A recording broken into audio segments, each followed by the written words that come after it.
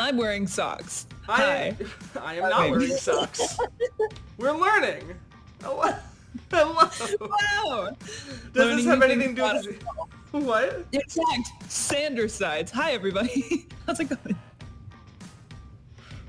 I don't know where any of that came from or became. Socks have nothing to do with this episode. But, hello, people. I'm Techno. I'm Amy. Welcome to Side-ology. Chaotic as fuck. What? Oh, okay. Chaotic as fuck. Yeah, chaotic as fuck. Definitely describes every intro we've ever done to this series. It's good. It's a constant. It's very good. My gosh. Hey, Amy, do you know something really cool that happened before this that you were a part of? So obviously you know, but like I'm saying this for the podcast? I just burped.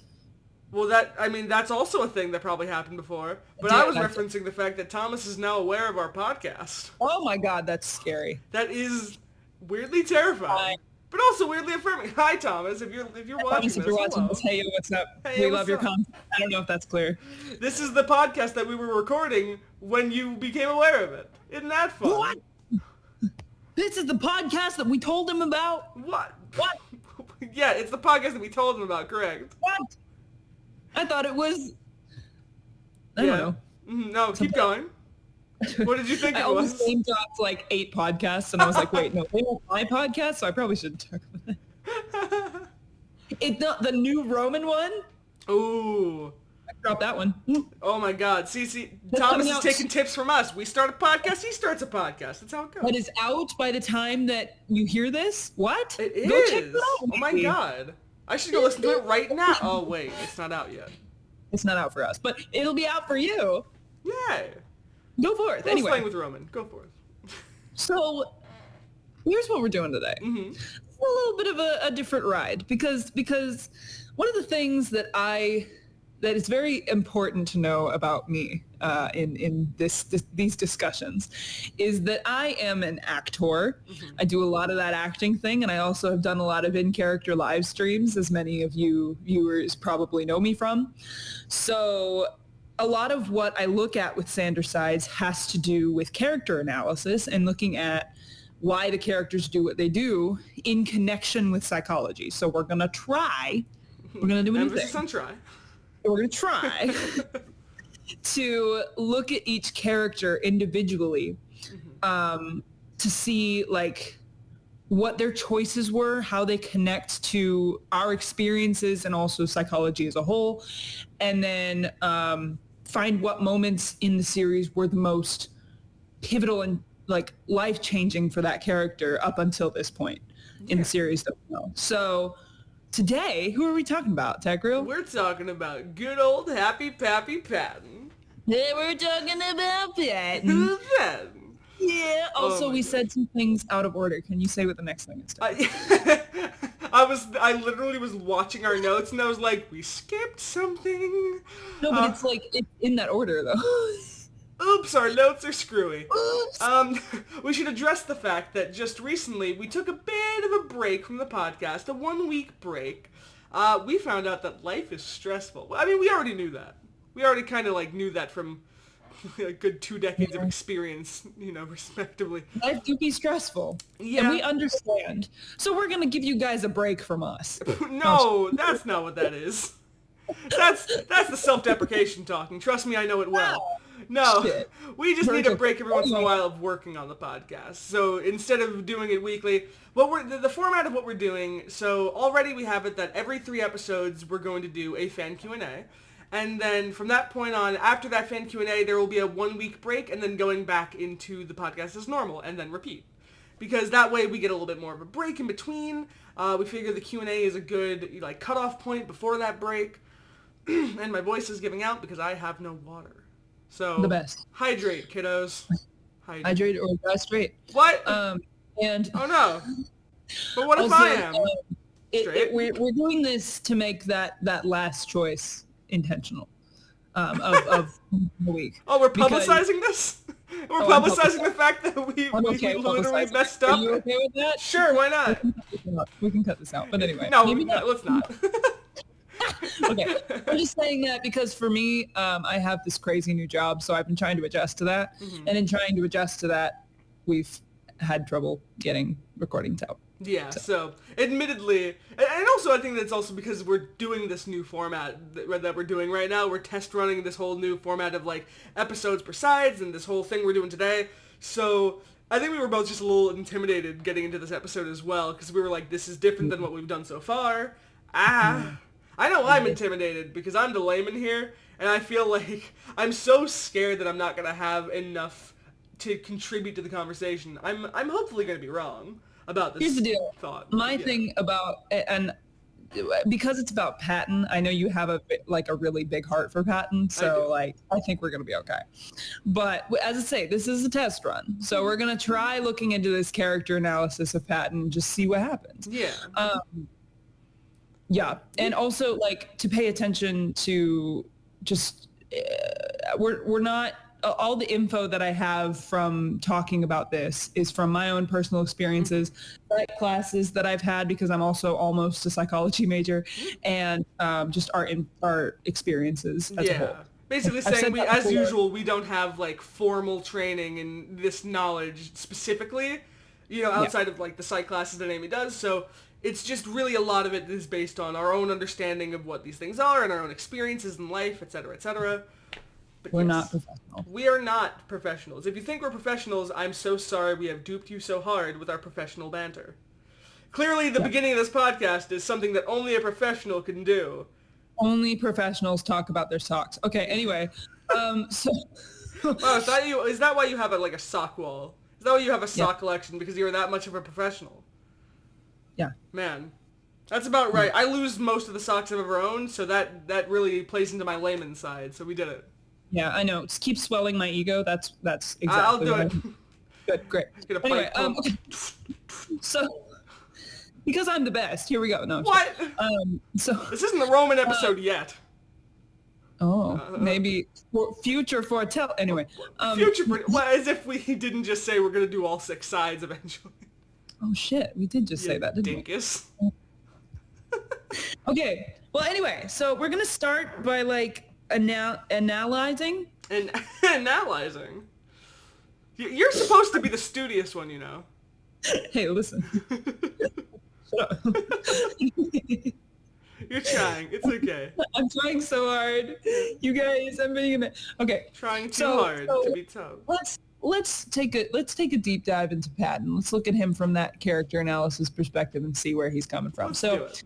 What I've done is I've found all of the moments, or most of them, maybe not all of them, but most of the moments where Patton, it's described what Patton represents in some capacity. Mm-hmm. So what was the first one? Starting off, we have the basic definition of what Patton is, which is the morality, the sense of right and wrong, as depicted from the very first time we ever see Patton. Yes. So they said sense of right and wrong for my own parental units. And as you know, many of you are sitting here going like, yes, I know that represents morality. What are we doing? Sure.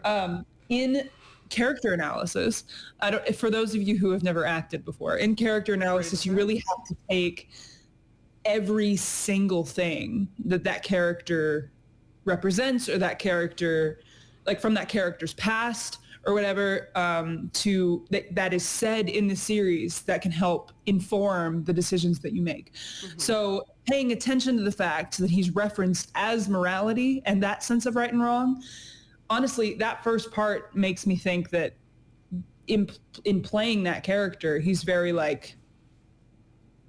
focused on being that moral ground and being that judge of everything. Yeah. Which is weight on his shoulders, period. Yeah, because it really puts a lot of pressure on him, is that he is the center of, Thomas being a good person, as is explored later in the series. So it's he feels like a lot is hinging on him, as if I don't do what I'm supposed to be doing, then Thomas is going to be bad, and then everyone's going to hate me, sort of a thing.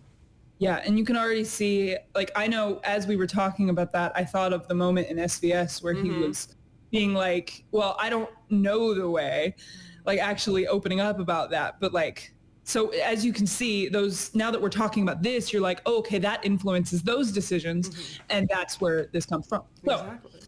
Nice. Wow. That's number one. That's a really big part of Patton, and we'll get to we'll get to like connecting it to psychology here in a bit. Yeah. And also another thing to say, because I know we're going to get to this, we're going to be going through the episodes. We're not talking about the first few right off the bat, because the first few were more influenced by Thomas's Vine character instead of Patton himself. We'll get there to talk about how that blends together. But right now we're just going to talk about the character that Patton currently is and where that started. Might in fact be a future episode where we delve into how they differ from their earlier versions. Ooh. I love this podcast. Anyway, I do too. I love talking about this. So this is just Amy just being able to talk about Sandersides to the extent that they want to. Yeah, that's all this. I mean, that's literally why this podcast was made. So yeah. Ta-da!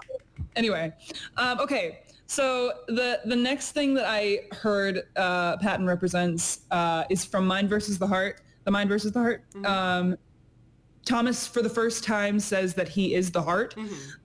That's the first time that's even said. Yeah. And then after that, he says, like, you also represent my deep emotions and empathy. So that plays into how Patton connects to emotion and how he also connects to that sense of, like, wanting to feel other people's feelings and be that support for other people, which is a broader view of what Patton became. I think the Mind versus the Heart is where Patton really started to take form, if that makes sense. Not that he wasn't Patton before, but like he becomes the Patton that we know now. Character we know in Mind versus the Heart. It also reminds me of the line from I believe it was Moving Forward, where he says, didn't Patton say, like, you know, I'm the core of your good feelings, and he's like, you're also the core of my feelings, just like in general. Yeah. So Patton really is just like he is just the emotions, which is also interesting to think of, especially when it comes to the right and wrong. There's a lot of stuff that he really has riding on him of like controlling who Thomas is and how he acts. Yeah. It's crazy because, like, as we talked about in the Inside Out episode, you can't really take the subconscious mind and look at it as like fear and disgust. Like it's so complex. So like I love that Patton involves all those different pieces because they all intertwine so intensely. That's the thing. It's a lot of related things, but they're also very different things. He doesn't just accomplish one task, which is very helpful because, like you said, boiling it down to one very simple thing is near impossible. Yeah. Which, oh god, there's going to be an Inside Out 2, and I just don't know how they can possibly do that. We love it. I'm so ready to make an episode with Inside Out 2. I just realized I kind of referenced Patton in a backwards way. I just said, I'm interested to see it, and then I immediately thought of Patton from the Have I Grown episode being like, well, looking forward to getting to know him. Being like, I don't want to, but we're going to do it anyway. Yeah, that moment is me with Inside Out too. I'm like, I'm curious, but I also would rather not. Well, we'll get there. We'll get there. Many things to talk about Patton specifically. So what's the third one, Tech Girl? What else does Patton represent? Patton also represents the inner child. Because, as I think we all know, Patton is a goofy little goofball. He's a goofy goober. He's a goof. And he's a goof. He's a goof. And although that's not directly said as what he represents, Thomas has said in Growing Up, he said, don't abandon that inner child. Yeah. In, like, the end card, like, message that he does, he said, like, don't abandon that inner child, which technically means Patton. Yeah, basically. Because the whole episode is about him, like, trying to find that balance between, you know, almost childlike joy and fun in his life mixed with the serious responsibilities. So, and it also it's also really unfortunate that the character that is, you know, consistently the most, like, childish and sort of aloof in a lot of ways is also the character who feels so bogged down by all these, like, giant responsibilities, because it really clashes and it makes it like it's very almost like ADHD-ish of, like, I know I have such a responsibility here, but I also, like, I know I have so much trouble keeping that in line because it's, like, so hard to not be that goofball in a lot of ways. And I think genuinely, we'll get to this probably in the future of this episode as well, but like the fact that Patton is represented as the inner child, and the fact that the inner child is where holds a lot of trauma. Mm-hmm. It's the same, like from my therapy sessions, I know my inner child holds a lot of the things that like have affected me as time's gone on. And I've been able to look back at that and be like, oh, that inner child thinks they're responsible for this when they're not. You can release that, you know? So that's really interesting thinking about it that way, especially it just shows that Patton's holding so much. He has so much stress on him that he's consistently, Yeah, so that's a really important part of Patton right off the bat, just looking at it that way, because this... It really is sad. It's so unfortunate that the character, one of the characters with the most responsibility in a lot of ways is the one that has so much to deal with. It's the kid. Yeah. Because, again, it's such a contrast. I know. I also have here that, like, in My True Identity, the first one, Patton's reference says the unabashed love of dad jokes, which, of course, but that's that silliness side. And then in Accepting Anxiety later on, Roman literally refers to him as a kid. He goes out in front of the kids, which I know is a joke to the Disney reference, but at the same time, why would he say that if he didn't think of Patton as somewhat of a kid? Fair. Or like a childlike character. So there's Patton is something else.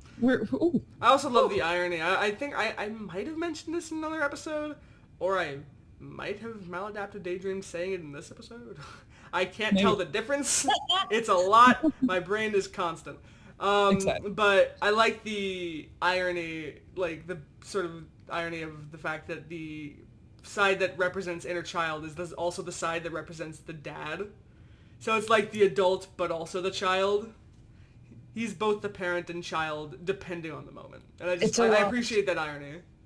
It's a lot of stress. Yeah. But I like that irony too, because it also, like, it promotes a good message of, like, in the same way of growing up. Just because you, like, are getting older doesn't mean you have to be, like, stereotype adult. You don't have to be that. You can be, you can still be childish. You can still have fun in that way. So I do like that about that.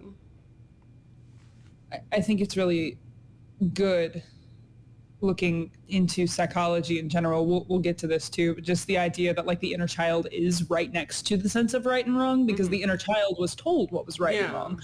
So it's really cool that Thomas and his team combined that into one character instead of trying to distribute the feelings elsewhere. Yeah. Because I think that's where Inside Out went wrong. It's nice that instead of separating traits that might have been, like, perceived as, like, too differing, they mixed into, like, a more interesting character, as opposed to just, like, separating every little facet into its own little thing.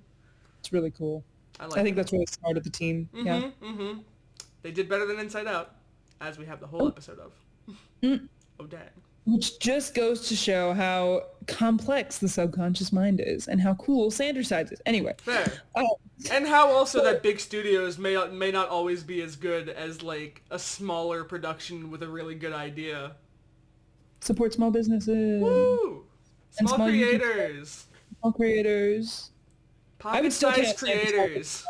What? As much as there's a lot of people who who know about Sandersides to some extent, I genuinely think that Sandersides needs to be bigger than it is. Oh, of course. Like, it's already quite out there, but it deserves so much. It should be out there. It deserves so much. It deserves everything. Like, for how accurate of a portrayal of mental health it is, it really deserves the world. Anyway, here's what we're going to do now. We're going to take the important episodes of Patton's development and walk through what happened and why that's important for his character development, and go from there. Okay. So we found about 5 episodes. I believe we have that 5, are like solid Patton moments. Technically 6, actually. 6?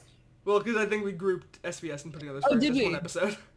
Oh, yeah, we did. Well, I mean, they basically are one long episode, so, I mean, that's not technically incorrect. It really defines Patton's thing. Yeah. So. Yeah, but we're not starting there. Okay. We're starting at losing my motivation. I'm assuming we're going in order of the list. That's what I want to go in. I mean, yeah. The mind versus the heart was like a runner-up option for us. But because the topic of that one is also technically the topic of SVS and putting others first, we've just kind of grouped that lesson into that one. Yeah. Because I think Patton hadn't learned that lesson in Mind versus the Heart. I think he was just like, oh yeah, okay. And then later was like, oh. Sounds about right. Yeah. So what happened in losing my motivation? What did happen? I think so. That's the Logan Sherlock episode, right? Yes. My boy. I love that episode so much. Yes, it's such a good episode. So that was Thomas was having trouble finding the motivation to make videos, correct?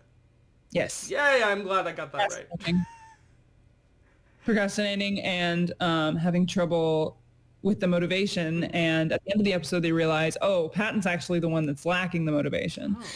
And although that episode I think is a smaller part of Patton's development, like big moments in Patton's life, quote unquote, I think that one is really important to know that like Patton felt very stuck. And I think that's one of the first times he publicly felt so stuck. He was just like, I don't know. Yeah. You're gonna have to quickly recap for me. What was the specific reason as to why he was stuck? Was there a reason? No. No, because like they found out basically through Logan, Thomas just kind of said, I don't know, my heart's not in it. After he had analyzed creativity not being the problem and then anxiety not being the problem, or flip that. By the way, then he just went, oh wait, how could you do it? I trusted you. And Patton's like, I don't know what is going on, what is happening.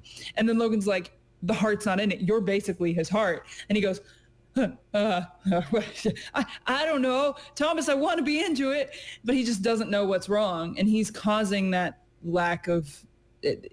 He is the one that's not motivating Thomas to do something, so his heart's not in it, but he can't figure out why. So the conclusion in the episode is that Logan should have found a way to counteract that. Oh, okay. But I think it's an important moment in Patton's existence because it's the first time he's like, oh, it's just weird. He just doesn't know what's going on. He just feels kind of icky.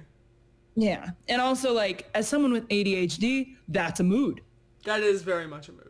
That's a big mood. Sometimes you want to do it and it just does not feel right. And you're like, you can be so motivated to want to do it, but you're just like, what if I just didn't? And it's not like laziness even. It's just like, I don't know why, but I can't get started.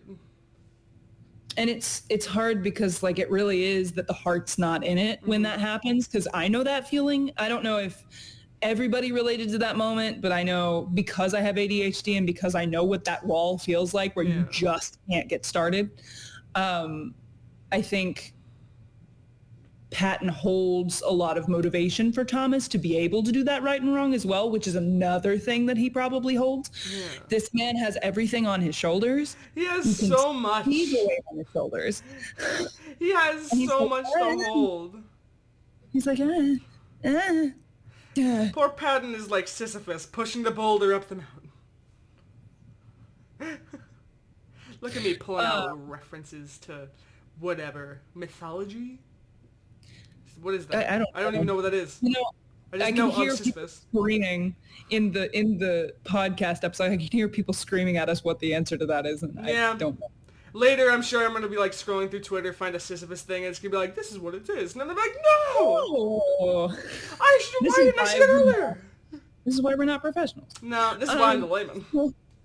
To bleed into that that specific episode, I think we just watched a little bit of Growing Up. This one I'll actually be able to explain a bit better what happened. That's the thing.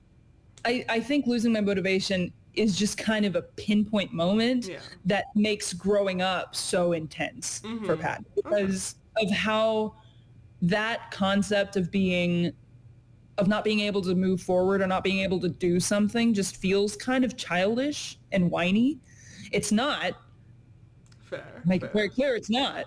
But it adds to the idea that Patton becomes more childish and seems that way. And the berating in that episode. Oh, the berating in this episode is hard to watch because it's a lot of people not taking Patton's contributions seriously. It's a lot of seeing someone having a method of how they go about life and just completely invalidating it. Like in every way. And, like all three, there was like one moment where Logan said something, then Virgil said something, then Roman said something, and they all just creamed Patton to the ground. And you can see Patton go, Yeah, didn't Roman say something specifically about, like, maybe you can actually try to contribute something? Like, he says something like that. Yeah. So some implication that he doesn't have actual contributions. I just remembered Logan's part. He said, you're just needlessly silly all the time. Oh. And I'm like, oh. Boy. So... honestly, that's something that we can compare to my life because I also know as someone with ADHD, there's a lot of energy where people berate you for being childish or being like, or not being able to do something in the way that everybody else sees is right. So that people pleaser energy starts to build. Yeah. And I think that was already in Patton, but that episode makes it clear why. He feels like his contributions aren't worth it. Yeah. And you can see that throughout the series. And it builds like an insecurity too. Because now, not only is he worried about saying the right thing or being as useful as he can be, which is already like something that he has to deal with, as we talked about. Like, he has already so many like different responsibilities in this, mind space.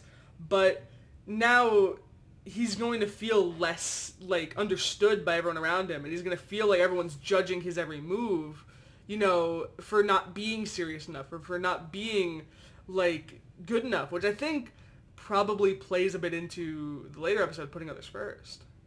Yep. I mean, because even in SBS, like, we'll get to it, but like, he was very like kiddish in a lot of that episode too.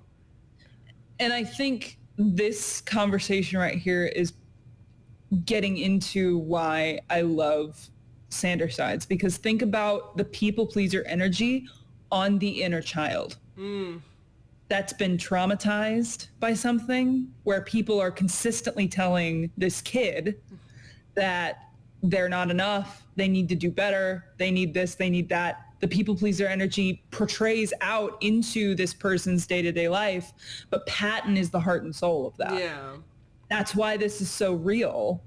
That's why Sander sides works so well, is because you can see how Patton is physically influenced by these other characters beating him down. Yeah, they're beating him down and making it feel like he has to be doing more. So he feels now that he has to conform to their ways or conform to what he feels their ways would be. The amount of times you see Patton just go, like you can just watch Patton. I love Thomas's acting with Patton because you can see every little minuscule thought that goes through his head. You're like, Patton.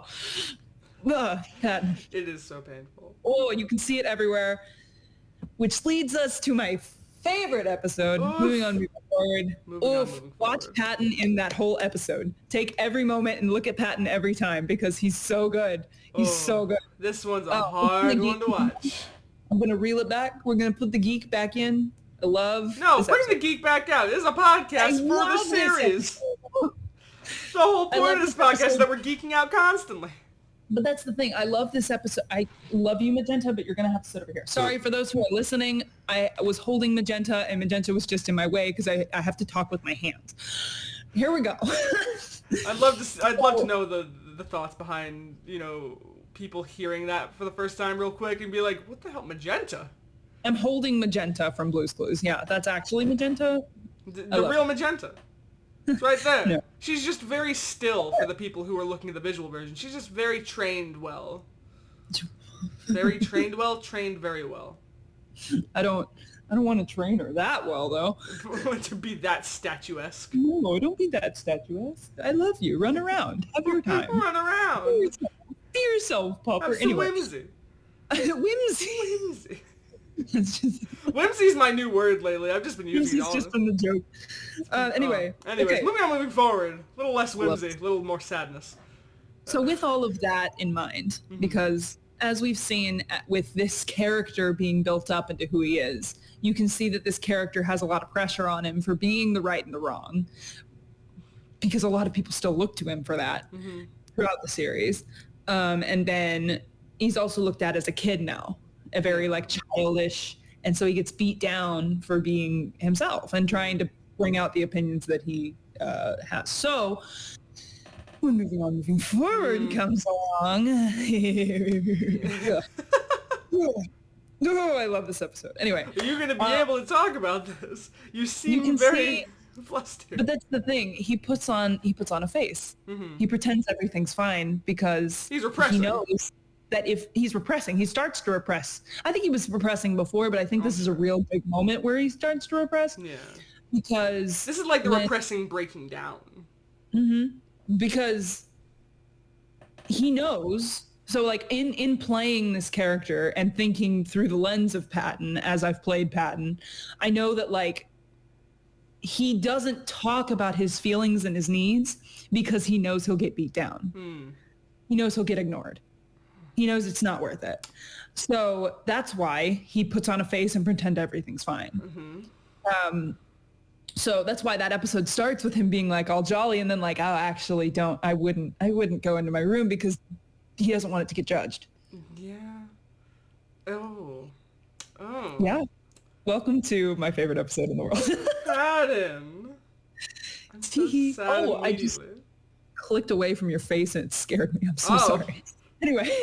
I feel like it'd be more scary to click to my face, but here we are. Hey, Virgil. Listen, if it isn't a Side-ology episode without Tech Real doing a little dab of self-deprecation. It has to happen a little bit. Okay. I had my turn earlier. You had your turn. That's enough. That's it. That's the quota. No, that's the end of the self-deprecation, okay? That's the quota. Moving on. Moving forward. We all have one per episode. One per episode that we can't get judged on, and past that, we start yelling. Past that, we start throwing hands. We start throwing things. But Magenta's gonna get thrown. Anyway, that was me throwing it for those of you in the audio. The amount of physical jokes that we make during a very audio-centric podcast, it's a beautiful troubling. Thing. What? A beautiful thing. Oh, I think you said befuddling. It's a befuddling and beautiful thing. Oh, whoa. All right. Befuddling and beautiful. And I know people in the past have pointed out to me that the Patton was pushed into going in his room. Yes. He didn't want to go in his room. He tried not to go in there. He didn't want to. Yeah, and then Logan was like, well, here's the problem, here's the solution. Isn't that your room? Let's go. Yeah. And he's like, okay. All right. So like already Patton just gets walked on. Mm-hmm. You can see it. He gets walked on everywhere. It is definitely the air of like, he has a view of how things should be done, and he gets completely steamrolled over. Again, very much like growing up. It's really seeing. It actually is very similar to growing up in the sense that it's Patton saying, "I think we should do it this way," and everyone being like, "We're gonna do it this way," and then watching it crumble. That's the thing. Growing up is so pivotal to Patton's story. Oh, yeah. It's so pivotal. It's so important. So, with that being said. I had a lead and now it's gone. It's fine. But once we get into his room, another thing that I just love about the thought of the episode is when they go into Patton's room, he immediately perks up. He's so like, oh my God, I don't know why I didn't want to be in here in the first place. Because when you look at nostalgic things, you get excited thinking about the past. Yeah. You get really excited. So Patton's like, oh, actually, who cares? Because like now he's not thinking about it in the lens of like, everybody's going to judge it. He's like, oh, look at all my stuff. It's also like, look at this. Oh, it's a coping mechanism. Oh, it makes me feel good. Yeah.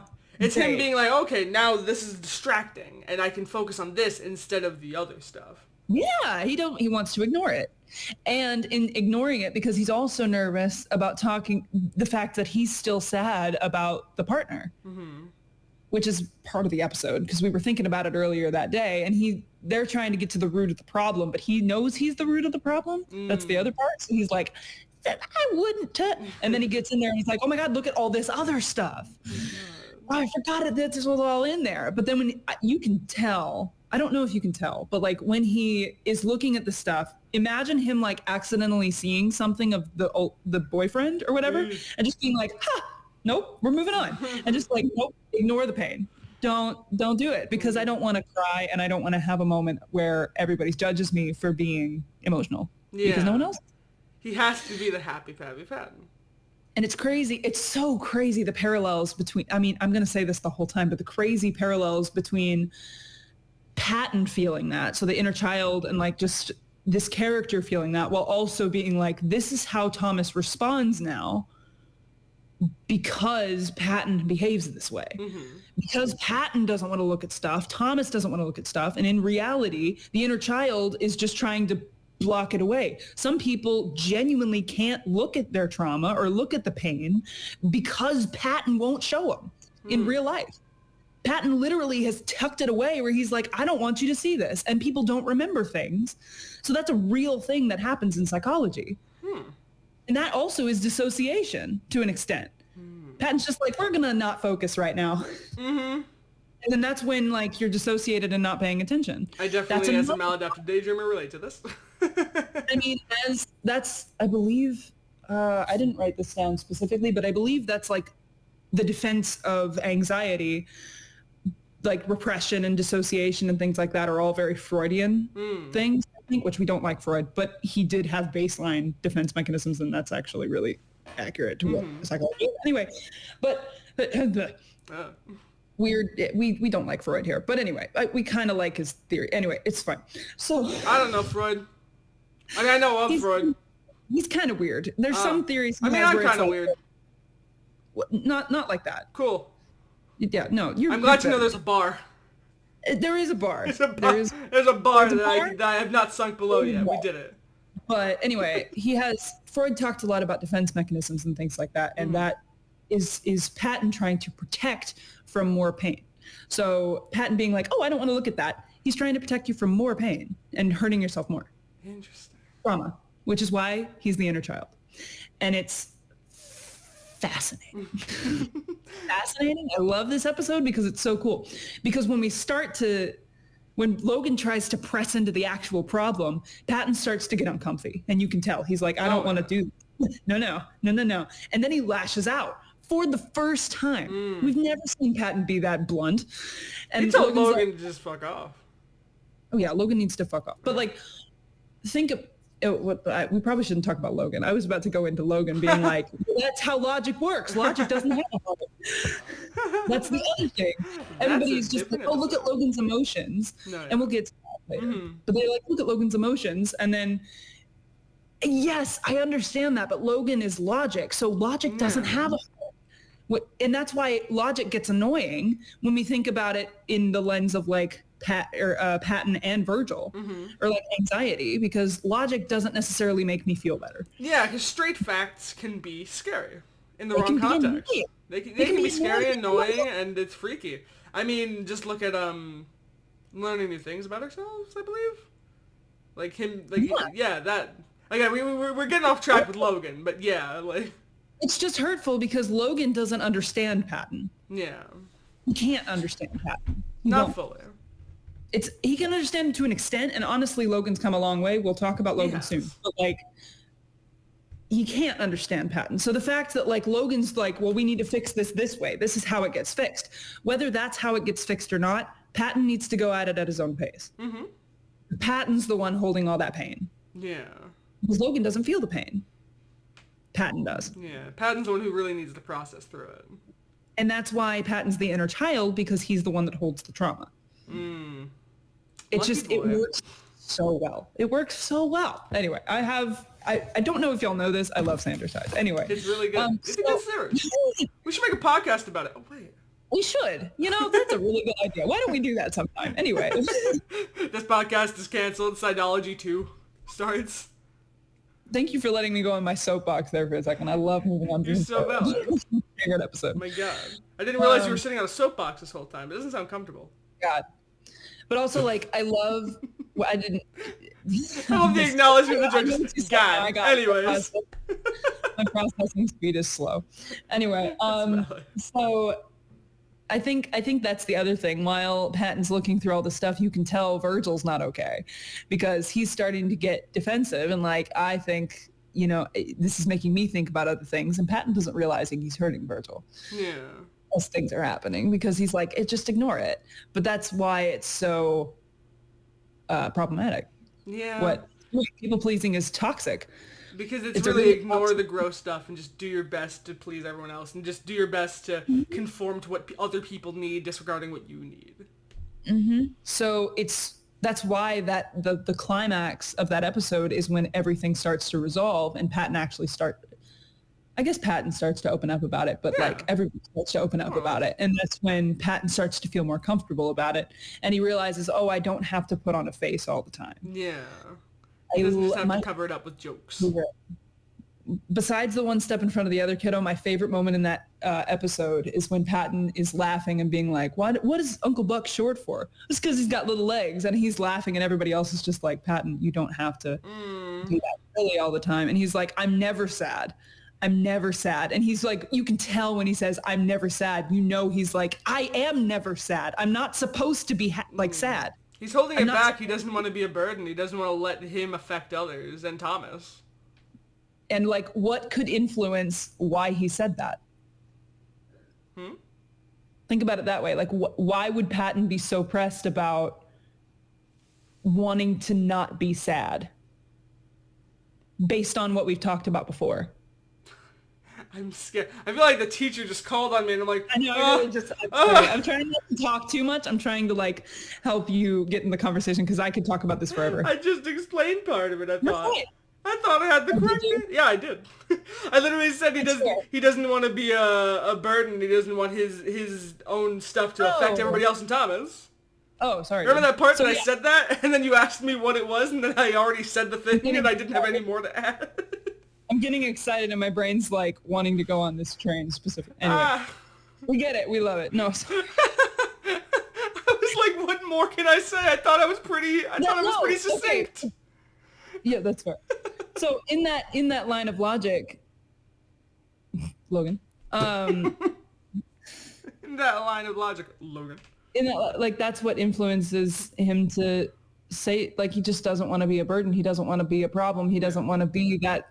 So he's trying to be that people pleaser happy energy, and that doesn't work out. Yeah, because it feels in the moment a lot of the time easier to just do what other people need than to open up at the risk of being problematic or a burden or inconvenient.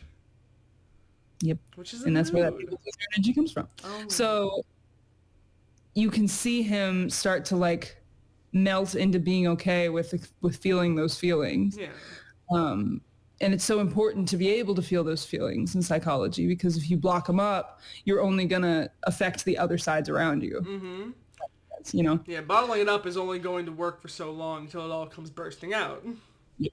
Yep. Great. And I know I've talked about how Patton is a complicated character for me. In my own personal life, for me, like being Patton and also other people being Patton around me, it's influenced my life in difficult ways at times. So like sometimes looking at Patton can be hard to watch because of how accurate it's been to my own life, with how much I used to people please growing up and how much I used to like conform to what other people wanted me to do instead of what I wanted to do. And I'm slowly starting to release that, but Yay. But that's like that's a big part of Patton. So yeah. Well, before we continue on to the other couple episodes we have, shall we do a Mind Palace moment? A moment? A moment! A moment! Is that a yes? We doing a Mind Palace? I was like, where's the affirmation? Tell me yes. Yes. I just wanted to be like, a moment. Let's do it. I don't know. I was about to re-record my segment, and my flute is missing. I can't find it anywhere. How would I help you look for it, kiddo? Yeah, we'll find it. No problem. Oh, Roman's flute is missing. Oh, no. However will he fake play the flute now? Oh, dear, that is such a problem. If only someone knew where it was. And it's especially sad he borrowed that from Jessie's mom. Oh, that was hers in high school. It's real silver. But someone could get Someone could get some good money for that, actually. It really should be polished, though. It looks a little like it hasn't been used since God knows when. I mean, I wouldn't know, because I don't know where it is. I can't find... Oh, where is it? Oh, I can't find it anywhere. Oh, no. Oh, Roman, what are we gonna do? I guess we'll just go back to listening to Amy and Tech. It's more interesting than whatever Roman was gonna do anyway. And that was a moment. I'm not gonna lie. I think Janice took that flute. A little birdie told me. What? Little birdie. No, he would never. It's this one. It's this. Oh. I don't think he would take it. On the video, it looks like this bird is glowing with the light of God. It is just a duck. It is glowing with the light of God. There we go. Do you have the light of God in your fingertips? Maybe. Oh. That'd be pretty neat. If I did, I could make more ducks. Unless it's just the light part. Is it just the light part? I'm scared of the dark. That would be helpful to have. I think ducks can be a part of the light of God. I think. Can I, like, enchant real ducks to glow? Yeah? I like how we had a really serious conversation about the people-pleasing and Patton, leading right into a moment that led it right into flutes and talking about glowing ducks. Welcome to the conversations between Amy and Tekla. Welcome to Side-ology. Side-ology. Where things make sense until they don't, until they do again. Yeah, that's how it works here. That's how it goes. Okay. So we jump back into the actual topic. I want to kind of round off the thought about moving forward in the fact that, like, I had forgot to mention that, like, you can tell Patton is still hurt by the previous relationship now, that, like, he needs to be sad about it. He recognizes that, like, he has no control over it anymore, so he has to just accept it and keep walking. And of course, that's the message of the episode. So he says that out loud and tries to learn from that. So with that message in mind, I think that sets up the Nico stuff in the future. And we'll get there, but it's really, I think it's so pivotal in the Have I Grown episode when Patton says, like, oh yeah, I'm looking forward to getting to know him, because he doesn't want it. He's nervous that he's going to get hurt again. Also, he doesn't want it. What was it, the Wes Anderson video where you literally see the picture frame? He said the line. He's still holding on to it. Oh, he said the line. Well, I was talking about the picture frame. He's holding, he still has the picture frame, so he's still holding on to this thing. He's still having trouble moving on and moving forward. Yeah, he's having trouble walking away from it because he still really loves that person. There's still a big heart there, because that's very important in every decision he makes moving forward, because it's still something he can't necessarily let go of. That picture frame is my favorite detail in Sanders' Side.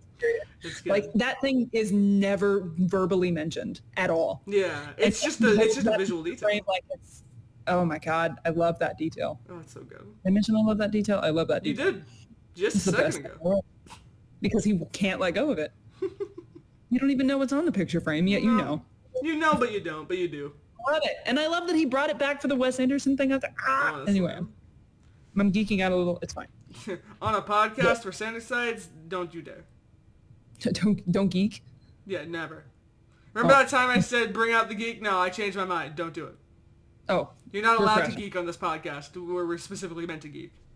Repression. My God. Speaking of repression, Patton. So, should we get into our next episode that we're talking about dealing with intrusive thoughts? So, what is Patton's role in dealing with intrusive thoughts? Oh, I was leading you in to say that, but sure. I can say it. I'll do all the heavy lifting. No, I get all the heavy. You get all of it. I just don't want to talk the whole time. It's so valid. Patton's whole deal about dealing with intrusive thoughts is the fact that Remus is calling into question Thomas being a good person based on the thoughts that exist, and the fact that Remus is here at all, that these thoughts are in Thomas's mind. What does that mean for Thomas? And Patton's sort of wanting to combat that and trying to, you know, reinforce that goodness so that he can make that noise, so that he can affirm that Thomas is inherently good. And, you know, yes. Yes. Stop drinking. Say words. So, no, very important, yes. So, let's see. With, and just like bringing up past things that he's been dealing with and how those things influence his actions. Patton is the morality. He's the sense of the right and wrong. And I think this one is where I would pull, for if I were doing like a real character analysis, I would pull from the fact that Logan talks about Christianity in this episode. Mm-hmm. Yeah, that's a very big theme in this one.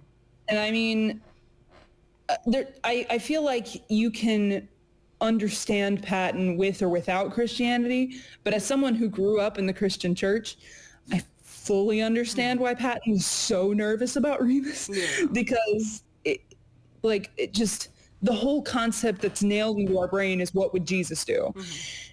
And Jesus wouldn't go around killing people. Jesus wouldn't go around doing all this stuff. So like that just panic. Yeah, panic. It makes you feel immoral for having any thought that deviates from what is instilled in that group as being, you know, sinful. And he feels like he's the one that has control of that. Mm-hmm. Or he should be, he feels like it. He should be in control of that. So he even like says, "You have my permission." It was kind of a joke. No. Yeah. I don't think that was a joke at all. I think that was like him trying to let himself say it, even though it sounds dumb. Uh-huh. Like when I hear him be like, "You have my permission." He said it in such a way that's like, it sounds kind of silly, but like he's recognizing that that's really something he kind of needed to allow himself to do, because he still feels like he has that control. Yeah. He felt like he was, I mean, in a lot of ways, his stance on this is part of what was keeping Thomas up all that night. And so he feels like he needs to give that permission in order to, like, not need to give the permission, but needs to let go of the fact that, you know, the worry of it making him a good person or not, in order for Thomas to be able to function, continuing on. Yeah. Which again, it shows a lot of like how much Patton has on his shoulders and like keeping Thomas balanced. This man, like so much of like Thomas's issues, not all of them, but like a lot of them do stem from like Patton having, you know, some position on a subject and like having some resistance or some issue with trying to get something like going. Mm-hmm. He just, all that weight on his shoulders, especially like if you couple in with that Christianity, and I won't go too far into this because I know Christianity is a sore subject sometimes, but like the idea of like fearing doing wrong and fearing hell and things like that was another factor of like Patton really wanting to like save and wanting to protect. And it's so, as someone who came from a Christian background who's slowly healing from that still, it takes so much effort and energy to overcome that and remember that it's okay. Yeah. Like you're not a bad person for thinking, you know, like it overwhelms you, especially if you grew up and it overwhelms your thought process. Like I'm going to be struggling with that for the rest of my life. I know I am. That's so valid. So hearing Logan talk about Catholicism in the midst of that, I was like, move. I'm sitting there going, yes, oh my God. Yeah. I know not everyone did, but I know I did. I went, me. I remember when I first heard that, I was like, oh, this is the direction we're going. I did not expect that. But then I was like, no, that makes a lot of sense though. Especially because Remus really hammered in like the hell thing too earlier. He was really hammering in like just religious text, religious stuff. Yeah, but that, I mean, as I say, if Thomas grew up in the church, Remus would be very biblical about the things he's talking about, because that's such a massive part of Thomas's spiritual journey. Mm-hmm. And I think it's not talked about a lot in the series, and I think it's okay that it's not talked about a lot, but it's a very valid thing and a huge part of Thomas's history to play into how Patton responds to them. Yeah. And also that's why Virgil freaks out for the same reason, because he sees Patton freaking out. So if Patton's freaking out, the sense of right and wrong, then of course I'm going to freak out too. Because it's like, what does this mean for Thomas? What does this mean for everyone? Like, what, are we going to hell? Like, oh geez. Yeah. Yep. That's scary thoughts. Yep. So scary, in fact, that Tech-Rail wishes to move on. My inner Virgil was like, oh, these are thoughts. Yeah, no, we love that. We love Virgil showing up. And hi, Virgil. How you doing? Hey, he shows up in the episodes a lot. Yeah. Through us. He will. He does. Yeah. But I think it's a very pivotal moment of Patton's life to release that and be like, there are things I don't have control of, and that's okay. Yeah. However, you can see in SVS and putting others first, we'll get there. This boy still thinks he has control. I think with how built into, I mean, everybody wants to be a good person, more or less. Of course. So like that, with that weight on his shoulders, that's a lot of weight, because there's, as I say, there's a lot of sides that look to him for that answer. So SVS and putting others first. SVS. Now, I know we went a little bit out of order, but we're coupling SVS and putting others first together because they're the same thing. Yeah. It's the same thing. Gotta be done. It literally is both, like, two halves of one episode. Like, it literally is titled as such. Again, Thomas's acting in these episodes is just him feeling like he has control, and then he's like, well, actually, that doesn't really make sense. I see it, but, like, I should know the answer, but because there's not much explanation to why the inner child does what they do, or why something's good. Yeah. Because that's philosophy, and that's like, I don't know. It's a lot of ethical dilemma of, like, what is correct for any one person and what is right. What, like, who matters more, quote unquote, you know, in a given situation, which is a lot of what SBS deals with, of, you know, putting someone else's needs versus your own, and which is more important. And Patton definitely fights for it, being that other people's needs are more important, which for Patton, as we've talked about, the people pleaser energy, it definitely lines up. Because if you've been doing that all your life,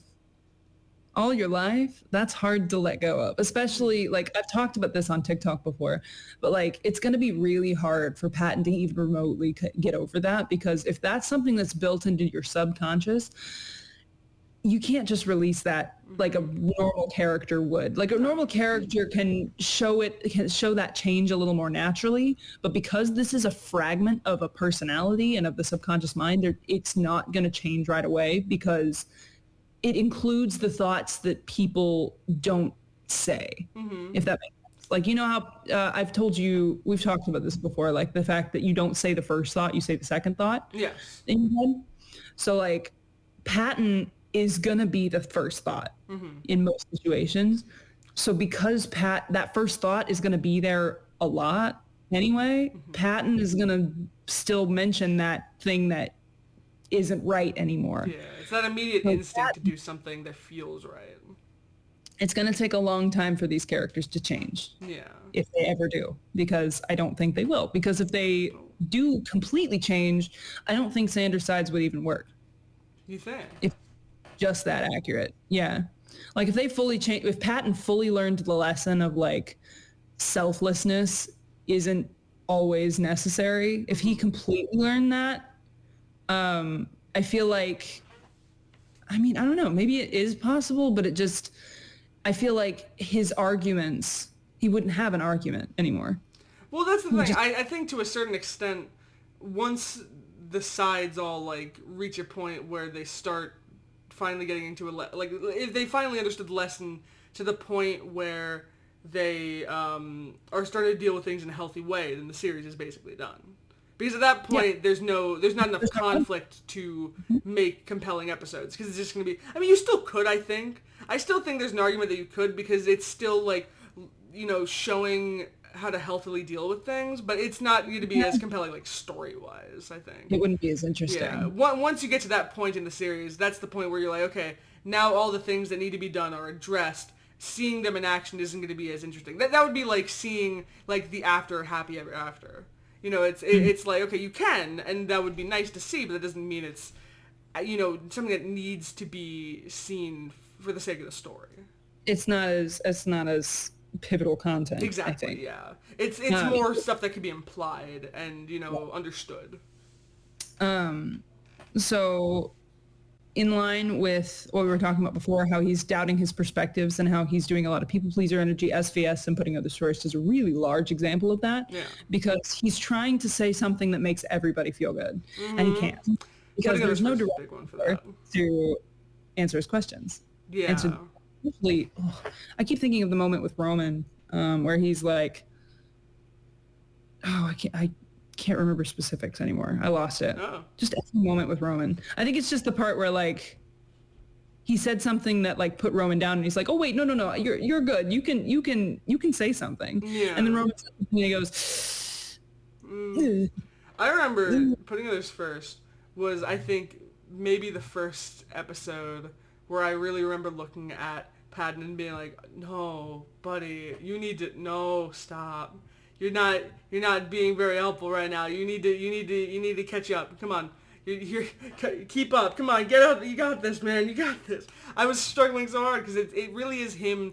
Again, it's very in that people pleaser energy. He's trying to problem solve while also trying to conform to what others think he should think, and not only not having fully the right perspective in his own way because he's so hopped up on altruism, but it's also the fact that he isn't firm enough in his points and is more trying to be like, this is maybe right. You guys also say something now. Yep. It is a rough one to watch as someone who cares about Patton. Because, I mean, we'll talk about this later too, but like, as I say, it's because these are elements of the subconscious mind. When I think about them, I think about how Patton is people pleaser to an extreme because he's only thinking about that. Yeah. Whereas like when we're like, no, actually, Patton, you could do other things instead, we're talking from Thomas's perspective, if that makes any sense. Yeah. Like we're talking about it from the lens of all the sides together, whereas Patton is only Patton, only the one part of the subconscious. He's only thinking about the people pleaser energy. Yeah. So like when we're looking and judging Patton's actions or thinking about Patton's actions, we're thinking about it through the lens of like Thomas or someone who is all of the sides combined, not just Patton. So that thought of people pleasing is overwhelming to Patton. That's all he thinks. That thought of like, I need to be right is all that he thinks about. I need to be good is all that he thinks about. He's not thinking about the fear. He's not thinking about the logic. Yeah. He's not thinking about like Thomas's dreams and fanciful stuff. None of that. He's only thinking about those things, which is super important when you look at Patton because, oh my God, it's just fascinating. It's so easy, I think, for a lot of people, including me, to anthropomorphize these characters as people who service a job as opposed to these characters who are that job. They are that job. Yeah. And like that's another thing that influences all of his actions. So with like growing up, when he's getting put down by other people, he immediately thinks, well, my perspective is invalid, and that's all he thinks about.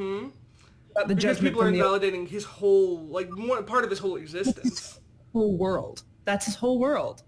And I think a lot of people don't think about it that way enough. And I think that is so pivotal to Patton's character because that's why he immediately perks up when he's in the nostalgia room because he only wants to stop thinking about the old boyfriend. Yeah, it's a that's all he wants to do. He wants to get away from it because that's the only thing he can think about. Yeah, it's very one-track minded that way. Like, so not fully one-track, but like very like narrow. There's a term. Very narrow. They're just very narrow outlook. The thought processes are not widely thought about. Like, I'm trying to think of like a comparison like animalistic. Example. It's like running on instinct. So like a lot of the sides you can say are like very in that like they're running on instinct as opposed to like having a lot of the forethought to be able to think about it like a fully fledged character with all the emotions would, or not emotions besides, you know. Like kind of, I don't know if this is going to work. So we're going to walk through this together and we're going to see if this works. I'm going to pose Steven Universe as an example of someone who is like Patton, but is a fully fledged person thinking about things. So he has thoughts about people pleasing, and he has thoughts about like wanting to be right and wanting to be the best, but he's also understanding of like, I don't know if this is working, but like the logic behind things, like he can recognize, oh, my needs are not your needs, and I can step back and let you have that. That's a Logan thing, to step back and be like, no, I don't know. Hold on. Wait. I haven't seen where this has to do with Steven Universe yet. I'm trying to think about it through the lens of like comparing Patton as a one-track mind and very, very only thinking about people pleasing and only thinking about this. And then Steven being like Patton, but having elements of the other sides in him, or the other parts of the brain in him, and influencing his actions. I think the best way to look at it would be that Thomas is a fusion. And then the individuals are the side. So like, wow. Yeah, so like if Patton is like, my brain is not aware enough right now to think about a gem that is relevant. I mean, I guess Steven. If Steven's part of this fusion, and you know, that is, so Steven is Patton.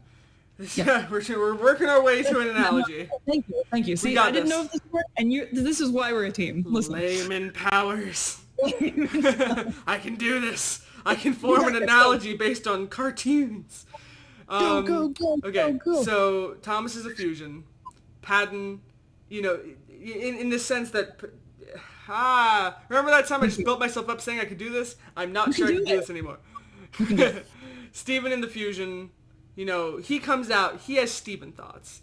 But when he fuses with everyone else, there's, you know, that thought mixed with other thoughts, making this whole other experience, which is this fusion, you know, that is this fully fledged character. But when they unfuse, you know, and Steven again, he doesn't have like Ruby thoughts. He doesn't have, you know, Pearl thoughts or, you know, Sapphire thoughts, Amethyst thoughts. He has only Steven thoughts. Yes. He can maybe have some sort of facsimile of what their thoughts could be to some extent. You know, he can empathize with it. But his thoughts are always going to be Steven thoughts. Yes. We did it. There we go. Well, sort of, kind of, maybe. We did it.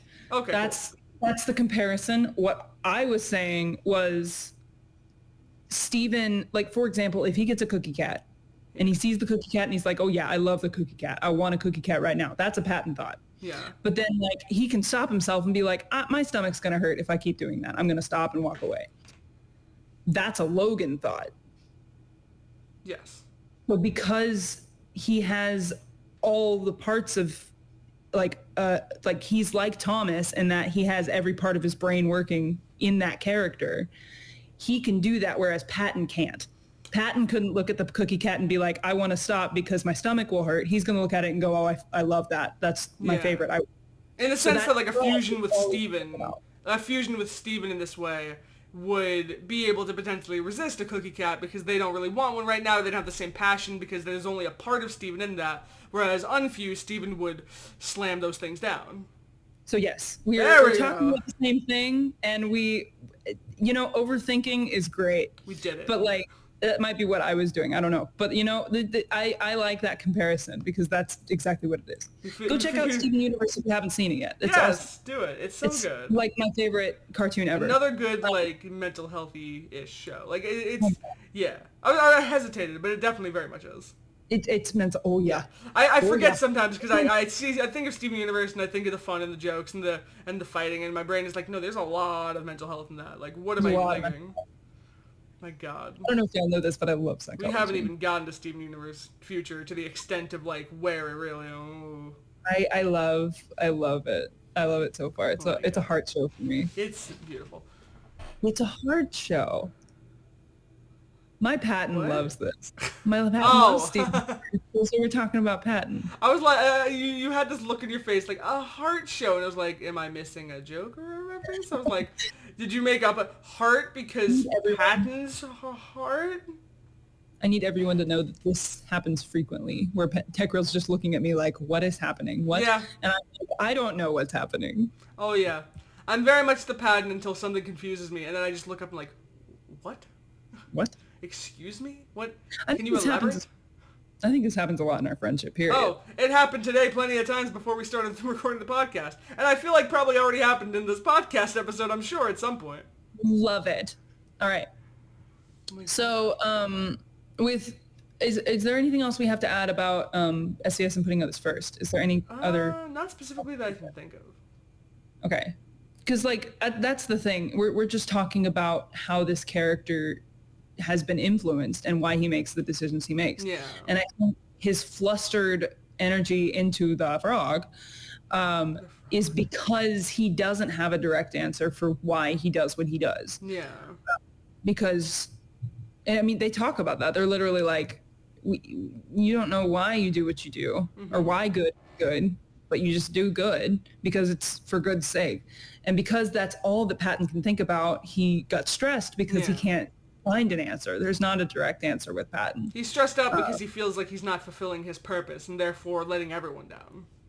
Yeah, and I think that's a driving factor for all the sides. We'll talk about that. But Oh, they're not sure. fulfilling their purpose. Of course, they're feeling like they're letting Thomas down because, like, that's all they think about. Yeah, is making sure they maintain Thomas. Yes. Crazy. Right. Altruism. So Patton's Yeah. this boy, and I mean even in the I'm so ready for this new episode to come out. Oh, yes. When it does, because like I really think Patton is going to be kicked in the face a little bit. Oh no. That Because sounds just painful for his how, face. I know it's going to be painful for his face, but also like just the idea that like I feel like there's a lot of building that's happened at this point. Like, I mean, we'll talk about Patton and Virgil's relationship soon. Yeah. But like the idea that Virgil is just judging him so hard right now is probably such an influence on his brain. Oh yeah. That's the worst thing is that even when he's not worried about dealing with Thomas and trying to maintain Thomas, he's also worried about maintaining his relationships with the others, and he has a whole thing going on with Virgil right now. Ooh. Oh, it's Virgil rough. needs to sit down. We'll talk about him. Virgil needs to sit He down. needs to take a little But he seat. won't. He won't. Sit on something that's not meant to be sat on for a little while. So with that being said, how has this character directly influenced our lives in a psychology way? Like just specifically Patton, how does Patton make you feel, and how does Patton reflect into your own day-to-day life? Patton makes me feel good until sometimes not. But like, because he is such a nice view into like the inner child, and he is very comforting in that way, especially in a series that deals with a lot of heavy subjects. But he also can be a little stressful to watch sometimes, because then there's a lot of like, I can see myself in certain moments, like definitely coping with humor, I know, is one thing that I very much share, I think, with Patton. I'm very, yes, honestly. I think that's like a creator thing in general, but like, Oh, yeah. for sure. It's the creator mindset to be like, I'll perform instead of feel, but no, I definitely know that I've had a lot of instances in life where when I'm uncomfortable, when I'm nervous, when I'm not okay, I try to like bring out a jokiness. And I can like, I very much like Patton, I'll just immediately thrust into the situation, and I'm just like, I can see myself do it, and I know like in it or afterwards, I'm like, oh God, what did I just do? Like Virgil will come in because I'm like, oh God, you were choking, and you were just relentless with that, and that seems very annoying. So like, I know I deal a lot with that sense. Also, balancing the inner child, I know is something, just having that inner child energy is something I know I share with him. Because like, it can be hard to feel like an adult. You know, as old as I'm getting, because my birthday is approaching fast, and I feel it is hard, and it's definitely like I can feel like Patton in a lot of ways of like not wanting to let go of that childish nature and not wanting to thrust too hard into like serious adulthood and trying to keep that balance, and holding that childish nature in like a high regard. Like I'm very much the type of person who I'm like, I want to feel not my age, but just how I feel.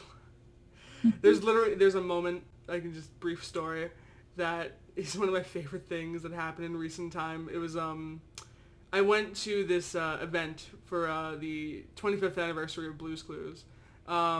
There was this event going on at FAO Schwartz over in New York City, and you know, you feel weird going into a situation like that, because I'm like, I'm 25, and I'm like, I'm going into this Blue's Clues event and geeking out about stuff and like looking at it like, and it's easy to feel like out of place, and it's easy to feel like I'm not being what I should be. But like this one worker guy, this one worker guy made my life.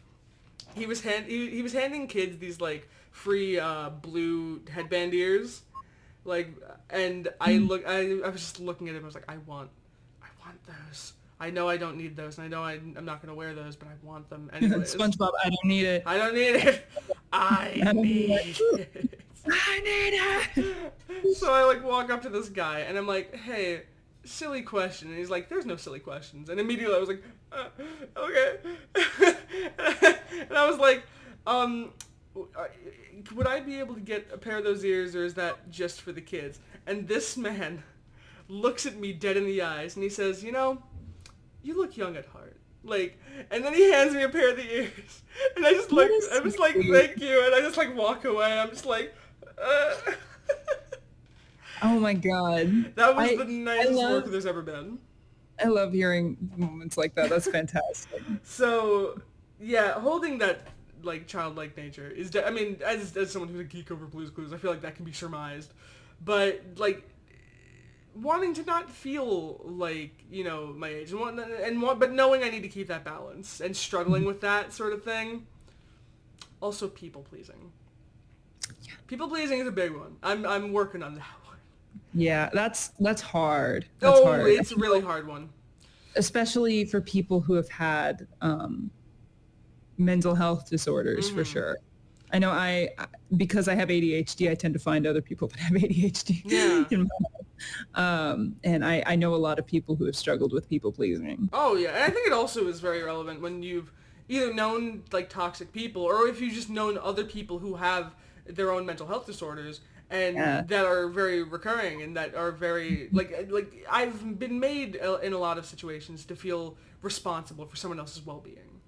And that can be very damaging in the way that you start to be like, okay, I need to be fully available for this person in every moment, because if I'm not, then they're not going to be okay. I basically felt the way Patton feels with Thomas, with people, with other like people's lives, and be like, I am the core of them feeling okay right now, and if I am not okay for them, then they're not okay. And then that's where a lot of my own repression has come in. And being like, I can't feel not good right now, because if I do, then they're not going to feel as good. And then that's my whole thing right now, is trying to make sure they're okay. Ironically, now that you say that, imagine like all of the sides being like, their core focus is keeping Thomas up. Yeah. The core focus is keeping Thomas okay. So if you envision their perception of Thomas almost like that, where they're like a parent, or like like ironically like a dad, or like or like an individual who like a codependent situation, where you're feeling like your actions are fully dependent, or are fully influencing this other person. Yeah. Although that's a toxic mindset for the sides, that's day to day. Yeah, because that's just who they are. It's so important to look at the sides as not human in that way, because of that influences their choices immensely. Yeah. So like, I hadn't really thought of it that way specifically, to the fact that like Patton would be so overwhelmed in a situation specifically like that, because then he's depending on Thomas and another person. That's more weight. Oh yeah, they really don't have a lot of independence. They're living for somebody else. They're living to service someone else. I almost also want to compare that to Toy Story, weirdly. I know that's not nearly the same thing, but the way that Woody feels about like Andy and Bonnie in those movies is very much how the sides, you know, react towards Thomas. Is that we need to be there for them. You know, we always have to be there for them because that's what we do. That's who we are. That's just how we are supposed to be. That's who we exist as. And we're not gonna acknowledge that Toy Story 4 just really super undid that. We're not gonna acknowledge that Woody is a giant hypocrite. That he just made this poor little spork ingratiated into the system and then left it. You seem to have opinions about this. I love Toy Story a lot. I don't love Toy Story 4. I don't either. It's really such a damaging movie to the series, and yet we're getting a Toy Story 5. Man, we talk a lot of Pixar crap on this podcast. I really hate who Buzz became. But this is a topic for another day. Yes. This is a topic for today. It's a topic. But anyways, that's basically how I relate to Patton. Yeah. What about you? That's another thing. Oh, Patton. Yeah. Oh, Patton.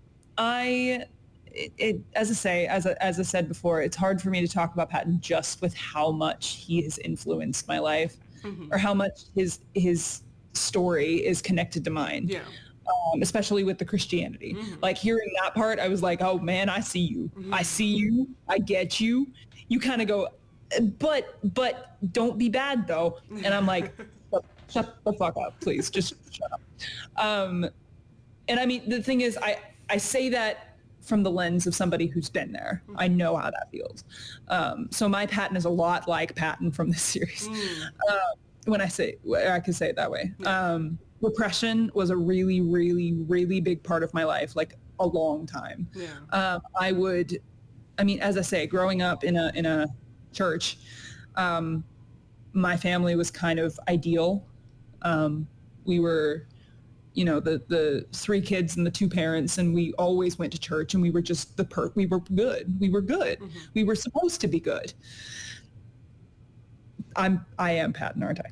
We were supposed to be good, which is, I've had friends in my life like help me release some of the responsibility that I don't need to have. Like the idea of,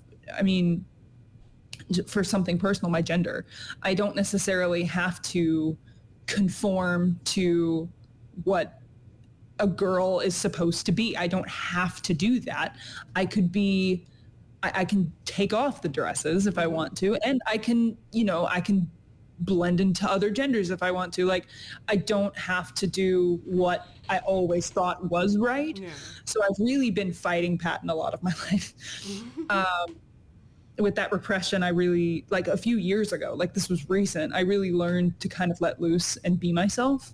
And I felt a lot happier since I've done that. And even then, as I say, I'm going to be fighting it for the rest of my life. So watching Patton go through some of these things, I'm like, that's the unhealthy mindset, buddy. That's the one that I'm trying to get away from. But you are speaking right to my Patton, and my Patton's going, oh yeah, actually, that's what we're supposed to do. No, shush, Patton, shush. I like how on the camera it looked like you were pointing to me. I was like, shush, what, me? God. On my end, it didn't. I know I am Patton also, but jeez. That's funny. I am your Patton, Amy. It's always been me. Oh, okay. Yeah, and I mean, I've also been dealing with situations where, trying to think how to phrase this.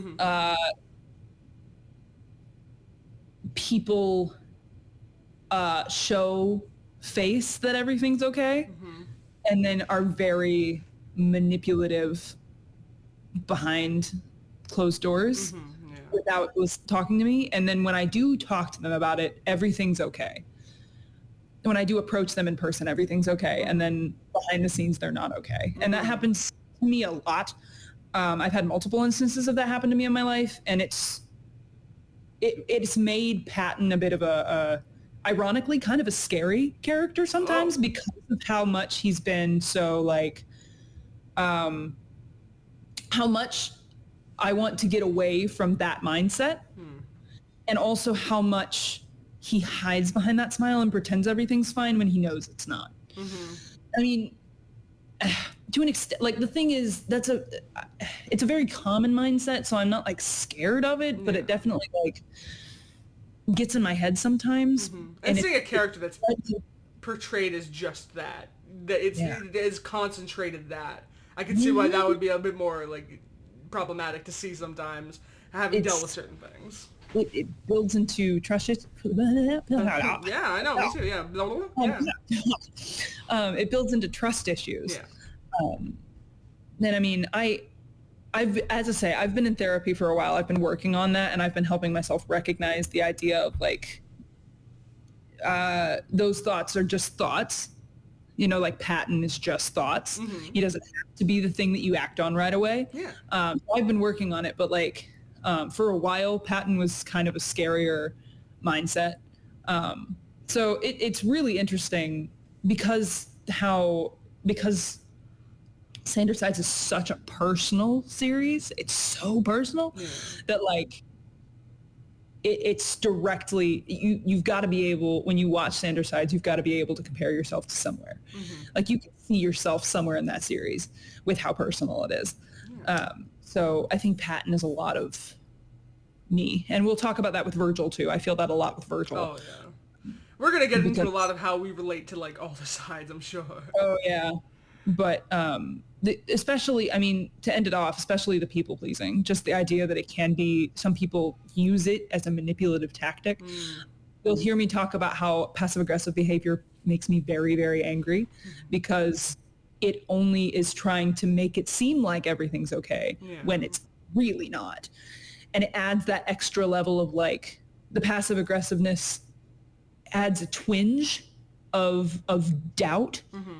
It makes you feel that doubt when it happens. And then you're left stuck thinking about it a lot. I never want to be passive aggressive with people because I want to be as honest as I can. We'll talk about that with Janice. Oh boy. But boy, we have a lot to talk about. Well, good thing we have a podcast. Oh yeah, that's right. I forgot we had a podcast. I think this is like the third or fourth time this podcast where we're like, man, it's a good thing we have a podcast. Or man, we should make a podcast. I think the audience is going to be able to like pre-write episodes with how much we are.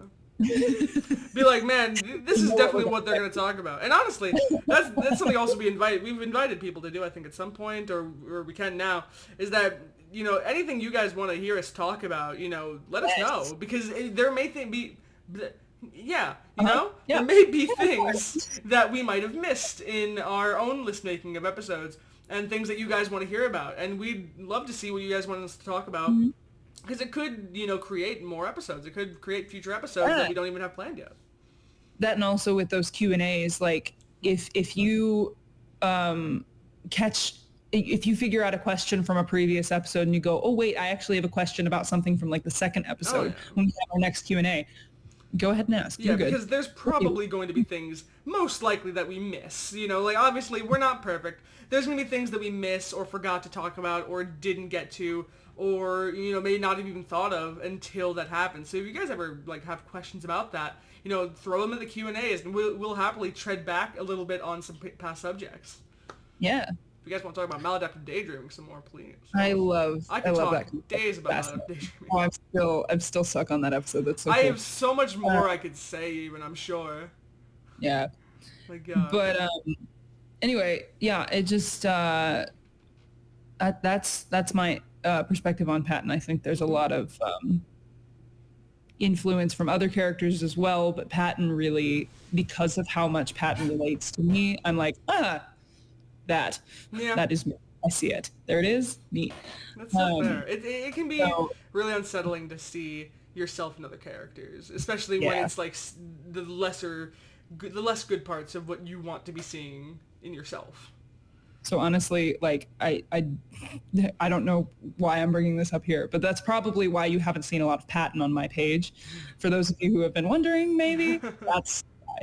Patton is sometimes hard to cope with for me. But that's the thing. He's really, really important. And as I say, my favorite episode is one that's Patton-centric. Mm-hmm. So I love Patton. Yeah, but there's still a lot of love for Patton, but it's, there's also that air of being unsettled by him or discomforted by him in moments like that, yeah. Yep. Which is understandable. It's really fascinating to think of Patton through the lens of how much weight is on his shoulders. Honestly. He's got so much on his plate. That man really is doing so much. In certain ways holding Thomas together. That smile has tears behind it. You can see it every single damn time. I love Thomas's acting. It's so cool. Well, go back and watch Moving Forward and watch Patton. Just watch. I can't. Patton. I won't be able to see his tears behind his eyes with the tears in my eyes. That's also fair though. But Thomas's acting is iconic as Patton because you could read him like a book. Mm-hmm. You always you're like, my God. Anyway. The unseen picture in that frame says 1,000 words. Did I mention I love that episode? Anyway, Oh my God. So, okay. That's Patton. That's Patton. Hey, we did it. Next time, we're going to go through other characters as we continue for the next few weeks. Yeah, and honestly, like we said at the beginning, this is sort of, we're trying out this new format of what we're doing for these few episodes, talking about the characters.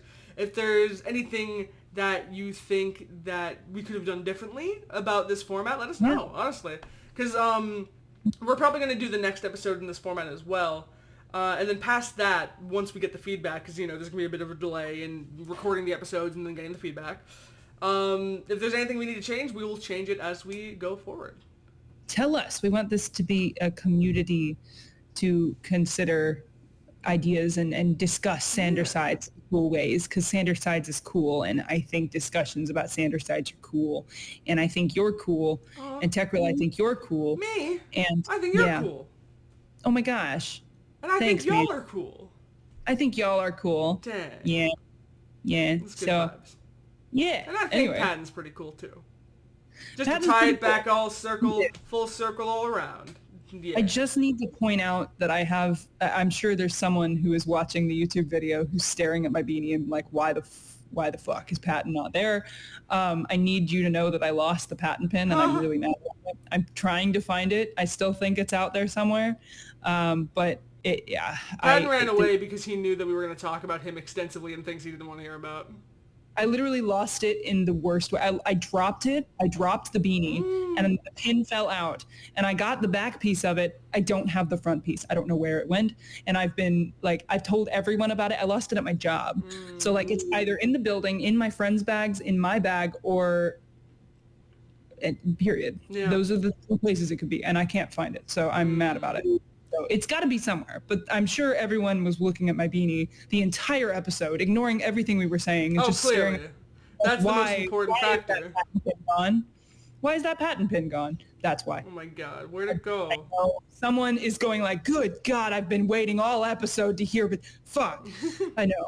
So, where in the world is Patton Sandersago? I'm leaving. I know the podcast, this episode's almost over, but we're canceling it. Nope.